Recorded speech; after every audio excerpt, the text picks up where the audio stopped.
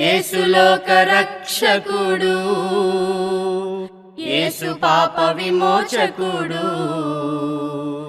యేసు లోక రక్షకుడు, యేసు పాప విమోచకుడు. ఎంత ఘోర పాపినైనను ఎంచక మరి క్షమించును.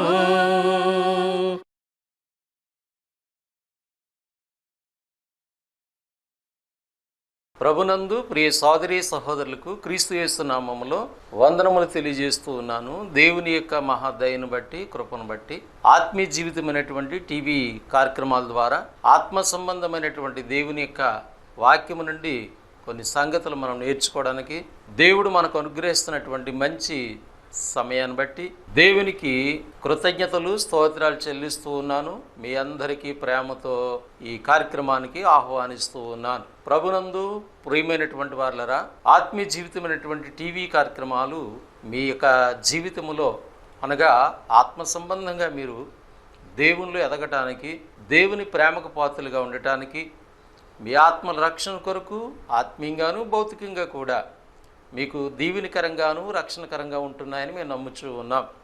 ప్రేమతో ఈ కార్యక్రమాలు మీకు అందిస్తూ ఉన్నాము.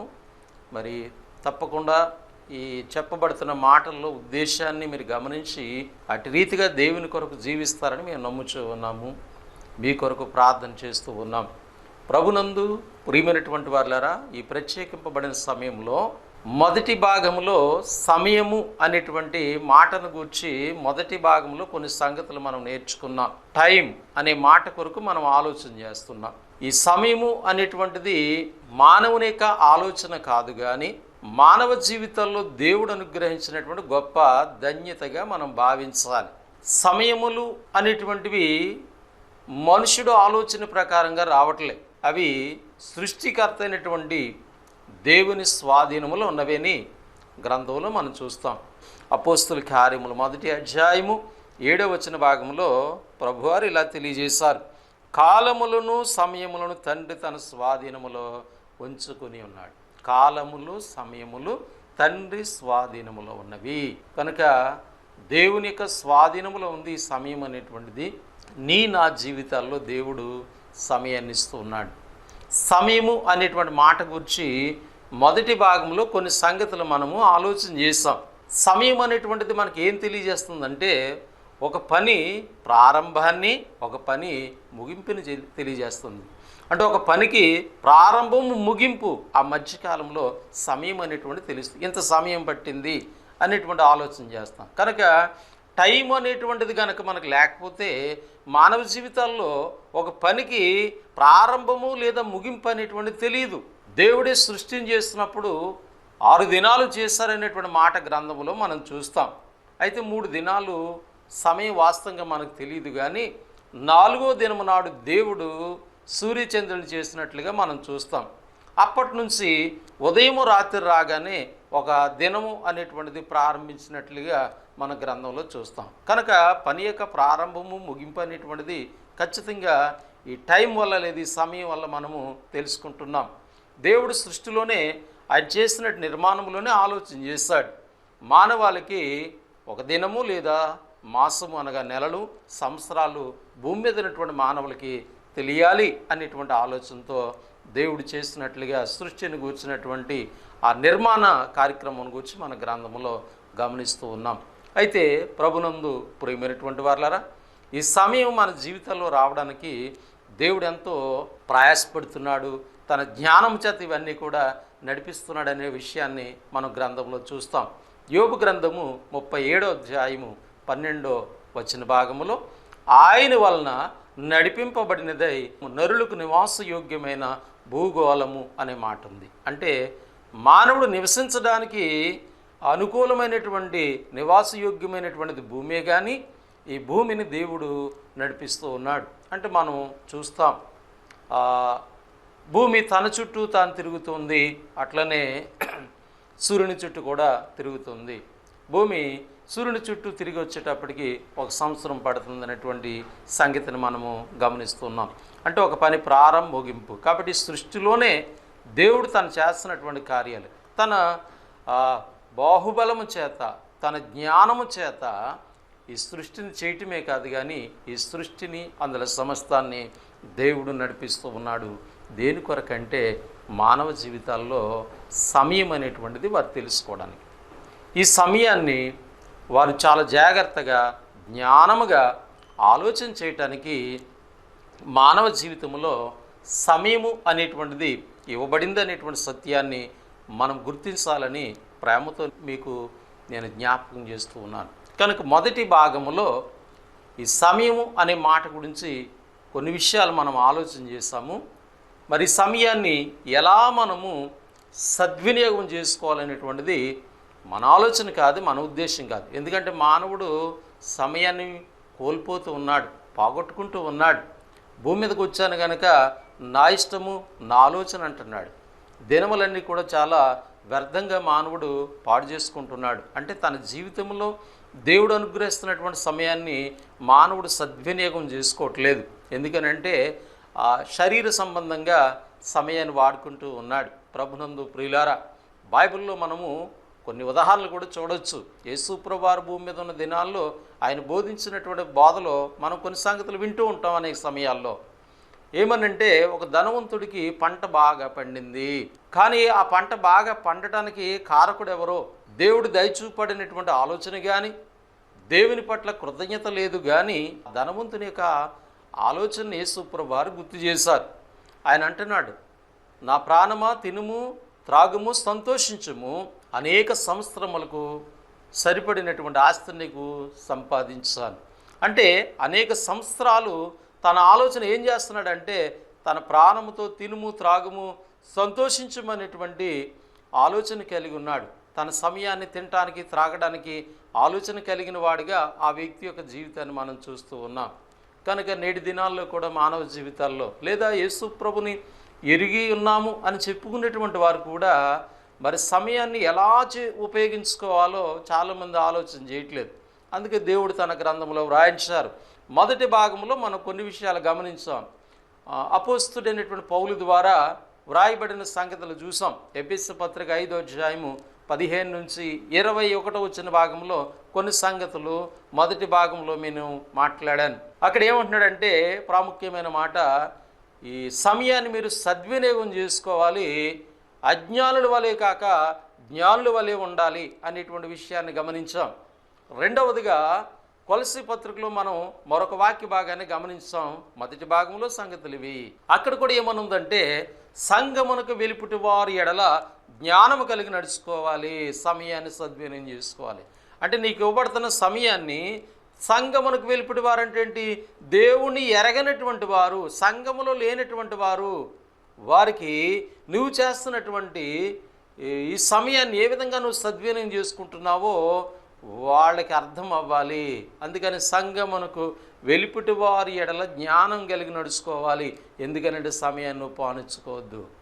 దేవుని పిల్లలు సమయాన్ని, దేవుడు ఇస్తున్నటువంటి సమయాన్ని ఎలా ఉపయోగిస్తారనేటువంటిది సంఘానికి బయట ఉన్న వాళ్ళకి అర్థము కావాలి. వారి పట్ల మీరు జ్ఞానంగా నడుచుకోవాలి. కాబట్టి వారిలాగే మనము ప్రవర్తించినట్లయితే వారు నీ నుండి నా నుండి వారు ఏమీ నేర్చుకోరనేటువంటి విషయాన్ని మరి పౌలు ద్వారా చెప్పబడిన వాక్య భాగాన్ని మనం గమనించి ఉన్నాం. అట్లనే ఇంకా మనం ఏం గమనించామంటే, దేవుణ్ణి వెతకడానికి సమయము.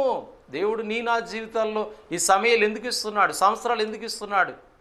ఒక రోజు నుండి మరొక రోజుకి, ఒక నెల నుండి మరొక నెలలోకి, ఒక సమయం నుండి మరొక సమయంలోనికి మనం ఎందుకు ప్రవేశించగలుగుతున్నామంటే, అది నీ నా గొప్పతనము కాదు, నీ నా జ్ఞానము కాదు, లేదా నీ శక్తి నా శక్తి కాదు. అది దేవుని స్వాధీనములో ఈ సమయములు అనేటువంటివి ఉన్నాయి. మరి ఎందుకు ఇస్తున్నాడంటే, దేవుని వెతుకుట కొరకు సమయాన్ని ఉపయోగించుకుంటావని, లేదా దేవుడు యేసుక్రీస్తు ద్వారా అనుగ్రహించినటువంటి ఆ రక్షణ భాగ్యాన్ని మీరు పొందుకోవటానికి దేవుడు సమయాన్ని ఇస్తున్నాడనేటువంటి విషయాన్ని గమనించాలని గత మొదటి భాగంలో మనము కొన్ని సంగతులు విన్నాం.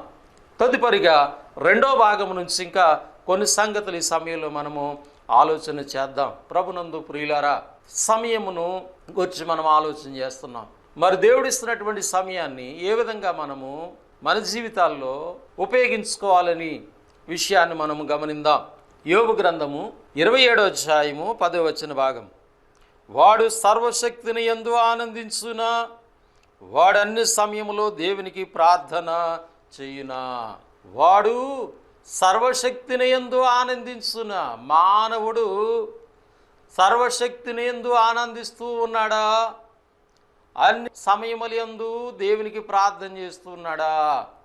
ఈ సంగతిని జాగ్రత్తగా ఆలోచన చేయాలి. క్రొత్త నిబంధనలో అపోస్తుడైనటువంటి పౌలు ఎల్లప్పుడూ ప్రభువునందు ఆనందించుడి, ఎల్లప్పుడంటే అన్ని సమయములలో మీరు ప్రభువునందు ఆనందించుడి, మరలా చెప్పుదును ఆనందించుడి. ఎందుకో తెలుసా? అది మీకు క్షేమము. ప్రభువునందు అన్ని సమయములో ప్రభువునందు ఆనందించటము మానవ జీవితంలో క్షేమకరమైన సంగతి. దేవుని వెతికి క్రీస్తులో ఉన్నటువంటి రక్షణ పొందుకుని నీ జీవితాల్లో ఇవ్వబడిన సమయంలో నువ్వు అన్ని సమయంలో దేవునికి ప్రార్థించేవారుగా ఉండాలి. ఎల్లప్పుడూ కూడా ప్రభువునందు ఆనందించేటువంటి వారుగా ఉండాలి. కనుక వాడు అన్ని సమయములందు ఆనందించునా, అన్ని సమయములందు దేవునికి ప్రార్థన చేయునా. ప్రభునందు ప్రియులారా, అన్ని సమయములందు దేవునికి ప్రార్థన చేయటం, ఈ సంగతి చాలా జాగ్రత్తగా ఆలోచించాలి. బైబిల్ యొక్క ఆలోచన చేస్తున్నప్పుడు యాకోబు గారు మాట్లాడతారు 5వ అధ్యాయము 13వ భాగంలో, మీలో ఎవరికైనా శ్రమ సంభవించిన ఎడలా అతడు ప్రార్థన చేయాలి, మీలో ఎవరికైనా సంతోషం కలిగిన ఎడలా అతడు కీర్తనల ద్వారా దేవుని కనపరచాలి, మీలో ఎవడైనా రోగి అయిన ఎడలా సంఘం యొక్క సహకారం ద్వారా ప్రార్థనలు చేయాలని అక్కడ 3 భాగాలుగా యాకోబు గారు మాట్లాడాడు. అంటే మనిషి యొక్క జీవితంలో సంతోషం ఉంటుంది, వ్యాధి బాధలు ఉంటున్నాయి, అలానే మరి ఇబ్బందులు శోధనలు ఉంటున్నాయి అనేటువంటి సత్యాన్ని మనం గమనించాలి. కనుక అన్ని సమయాల్లో అంటే ఏంటి? నీ జీవితంలో సంతోషకరమైన సంగతులు జరిగినా నువ్వు దేవుని ప్రార్థించేవారుగా ఉండాలి. నీ జీవితాల్లో వ్యాధి బాధలు కలిగినప్పటికీ కూడా నువ్వు దేవుని ప్రార్థించేవారుగా ఉండాలి. లేదా నీ జీవితంలో శోధనలు పెరిగినప్పటికి కూడా దేవుణ్ణి ప్రార్థించేవారుగా ఉండాలి. కనుక అన్ని సమయములందును మీరు అపోస్తుడైనటువంటి పౌలు యొక్క జీవితాన్ని మనం గమనించినట్లయితే ప్రభునందు ప్రియమైనటువంటి వారులారా, పౌలు శీలను బంధించారు, వారిని గాయపరిచి చెరసాల్లో వేశారు. చెరసాల్లో గాయాలతో ఉన్నారు వారు, రక్తము కారుతున్నటువంటి పరిస్థితి. అయినప్పటికీ వారు ఏం చేశారంటే ఆ సమయంలో ఆ పరిస్థితుల్లో దేవునికి ప్రార్థన చేసి కీర్తనల ద్వారా దేవుణ్ణి స్తుతించారు. ప్రభునందు ప్రియులారా, అక్కడ గొప్ప అద్భుత కార్యం జరిగింది. సరసాల పునాదులు కదిలిపోయినాయి. అక్కడ ఉన్నటువంటి వారందరూ కూడా వారు చేసినటువంటి ప్రార్థనను, వారు పాడినటువంటి కీర్తనలు విన్నారు. సరసాల్లో ఖైదీలు కూడా విన్నారనే మాట చూస్తున్నాం. దేవుడు గొప్ప అద్భుతాన్ని చేశాడు. అక్కడ సరసాల యొక్క అధిపతి మార్పు చెందినటువంటి విధానం మనం చూస్తున్నాం. కనుక ప్రభునందు ప్రియమైనటువంటి వాళ్ళరా, అన్ని సమయంలో దేవుని యందు మనం ఆనందిస్తున్నామా? అన్ని సమయంలో దేవునికి ప్రార్థన చేసేవారుగా మనం ఉన్నామా? అట్టి రీతిగా నా జీవితంలో ఇవ్వబడుతున్నటువంటి సమయాన్ని మనము సద్వినియోగం చేసుకుంటున్నామా లేదనేటువంటిది మనం ఆలోచన చేయాలని పరిశుద్ధ గ్రంథం మనకి జ్ఞాపకం చేస్తూ ఉంది.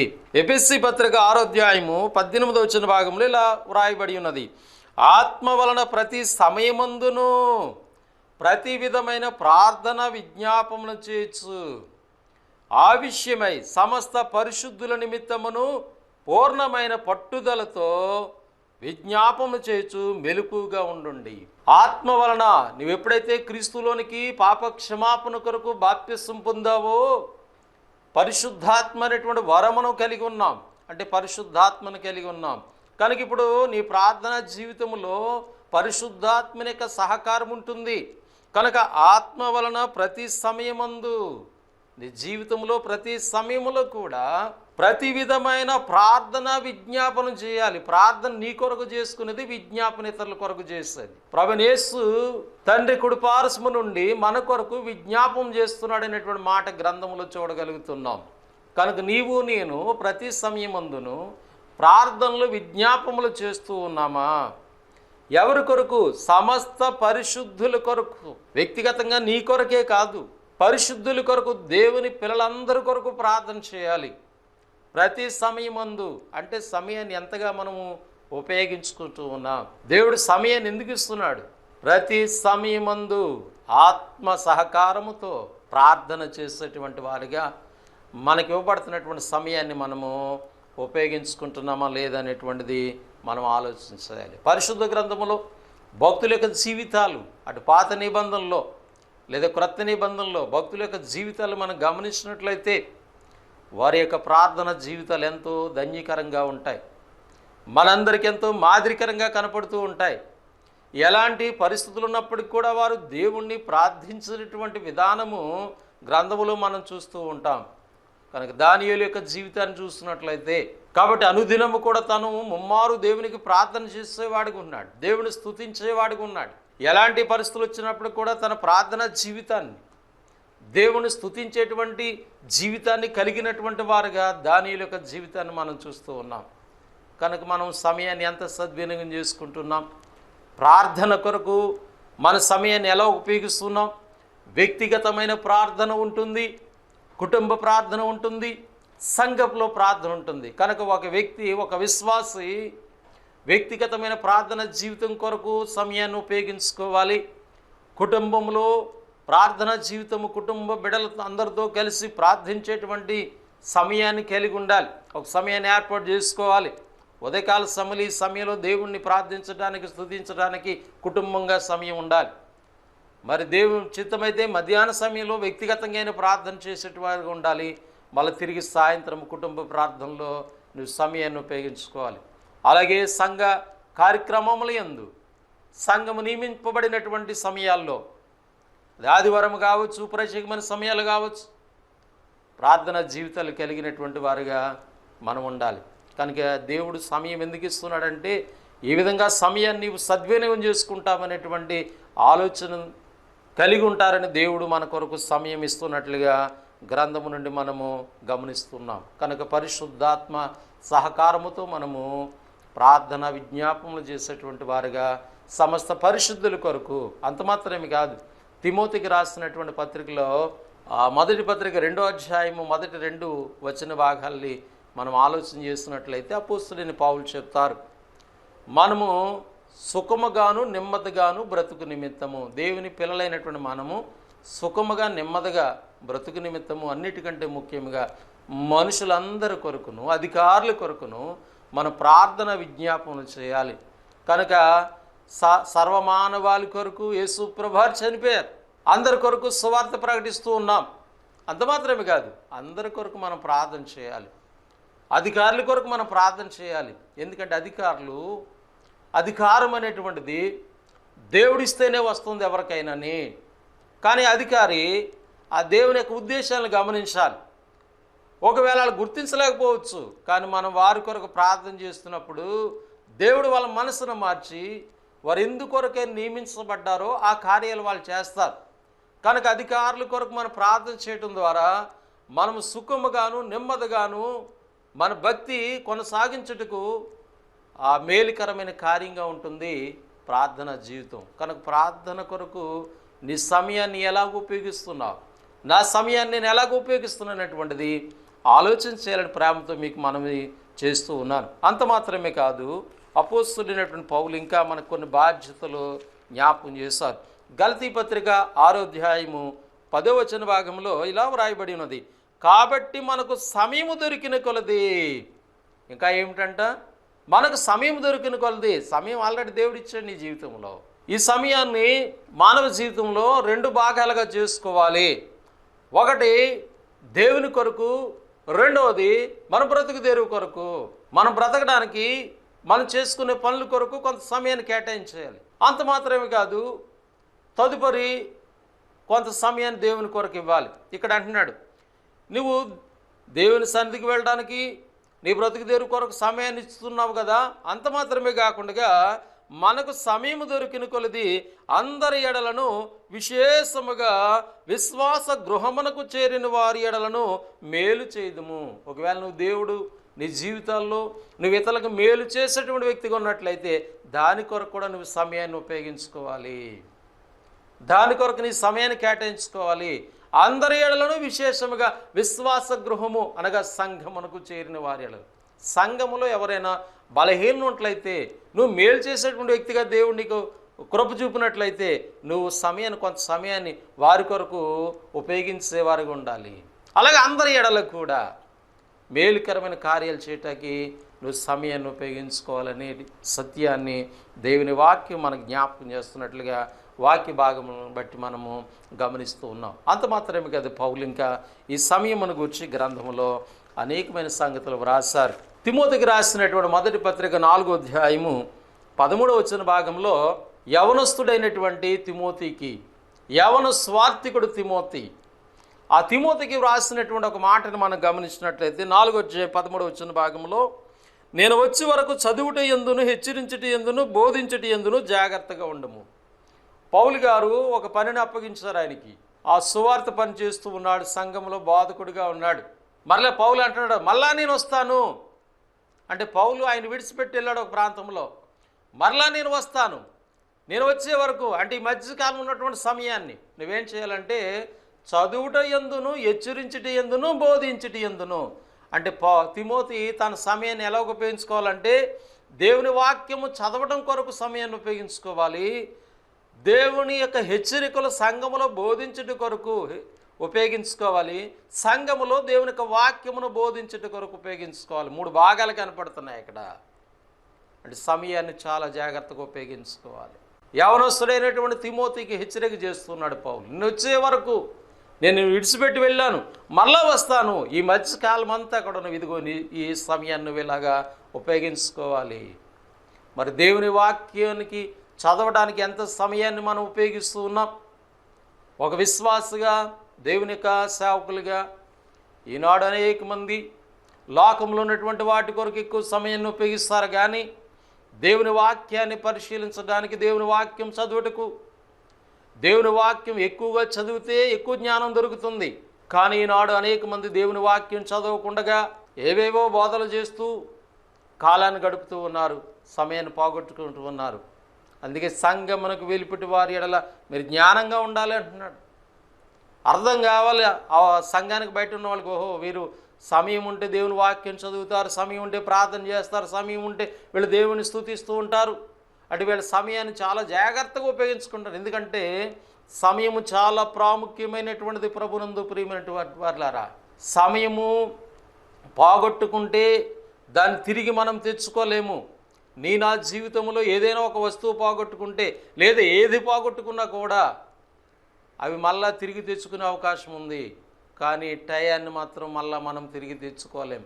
ఎందుకంటే అది నీ స్వాధీనములో లేదు, నా స్వాధీనములో లేదు, అది కేవలము దేవుని యొక్క స్వాధీనము. ఆయన టయాన్ని ఇస్తున్నాడంటే ఒక ఉద్దేశ ప్రకారంగా దేవుడు మనకి ఇస్తున్నాడనేటువంటి సత్యాన్ని గుర్తించాలని దేవుని వాక్యం మనకు తెలియజేస్తుంది. అందుకే తిమోతితో పౌలు చెప్తూ ఉన్నాడు, 2వ పత్రిక 4వ అధ్యాయం 2వ వచన భాగంలో, వాక్యము ప్రకటించుము సమయమందును అసమయమందును.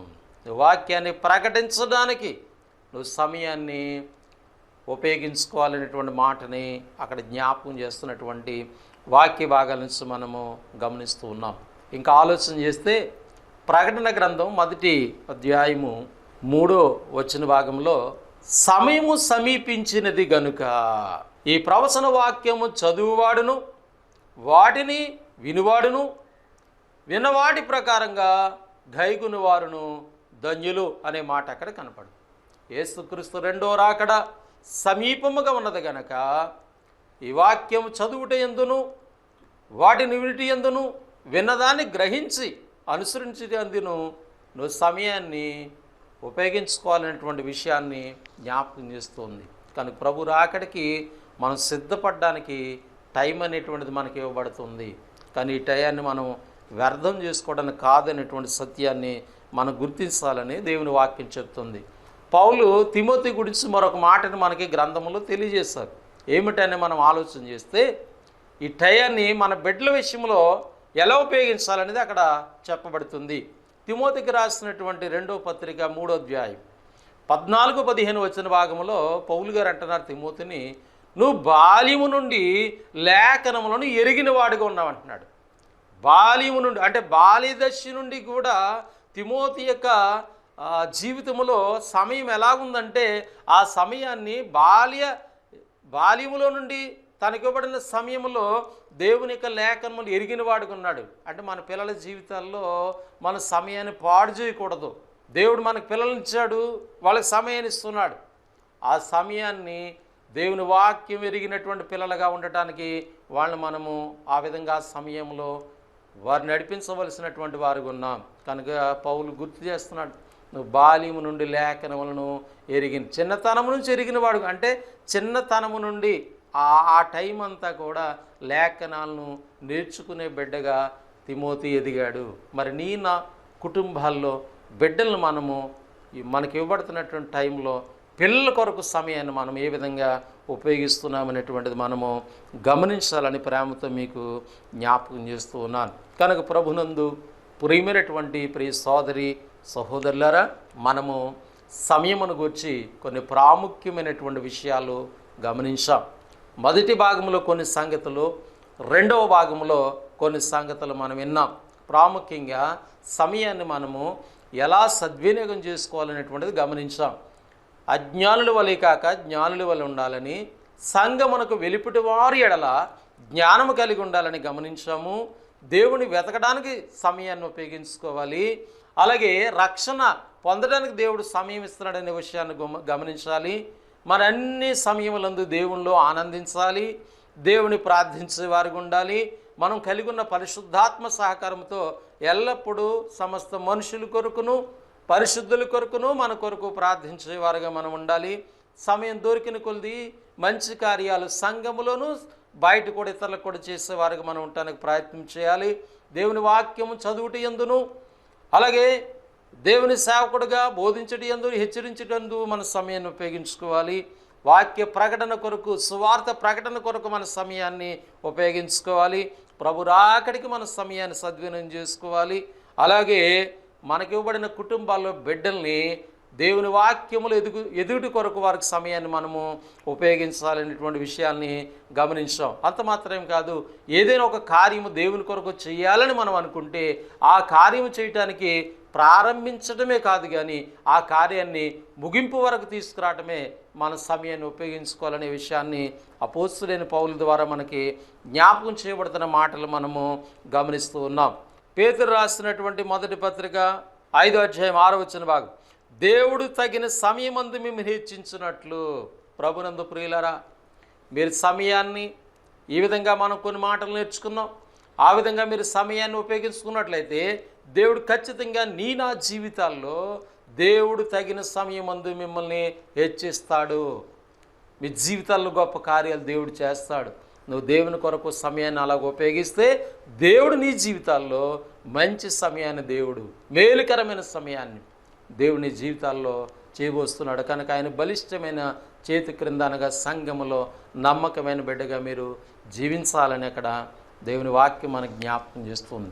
కనుక ప్రేమతో ఈ మాటలు మీరు అర్థం చేసుకుని ఆ విధంగా జీవించి దేవుని ప్రేమకు పాత్రలుగా ఉంటారని తెలియజేస్తూ మాటలు ముగిస్తూ ఉన్నాను. మీ అందరికీ నా వందనములు. పరిశుద్ధుడైన మా తండ్రి, ప్రేమగల ప్రభు, మీకు కృతజ్ఞతలు స్తోత్రములు చెల్లిస్తూ ఉన్నాము. సమయం అనేటువంటి మాటను గురించి కొన్ని విషయాలు మేము గమనించాం. రెండో భాగంలో కూడా కొన్ని సంగతులు నేర్చుకోవడానికి కృప చూపినందుకు స్తోత్రాలు. చెప్పబడిన సంగతి నిష్ప్రయోజనం కాకుండా మేలుకరంగా ఉంచండి. ఈ సమయంలో ఈ కార్యక్రమాలు, ఆత్మీయ జీవితం అనే టీవీ కార్యక్రమాలకి సహకరిస్తున్న స్థానిక సంఘ బిడ్డలను ఆర్థికంగా చేతిచ్చిన వారిని దీవించండి. టీవీ కార్యక్రమాల కొరకు ప్రయాసపడుతున్న ఛానల్ వారిని, పరిచయం చేస్తున్న బిడ్డలందరినీ కూడా దీవించమని ప్రార్థిస్తూ ఉన్నాం. మమ్మల్ని పరిపాలించిన నాయకుల అధికారులను బట్టి స్తోత్రం చెల్లిస్తూ యేసుక్రీస్తు నామములు ప్రార్థన అడిగి వేడుకొనుచున్నాము తండ్రి, ఆమెన్. వందనములు. దేవుడు మిమ్మల్ని, మీ కుటుంబములు దీవించి ఆశీర్వదించును గాక. ఆమెన్.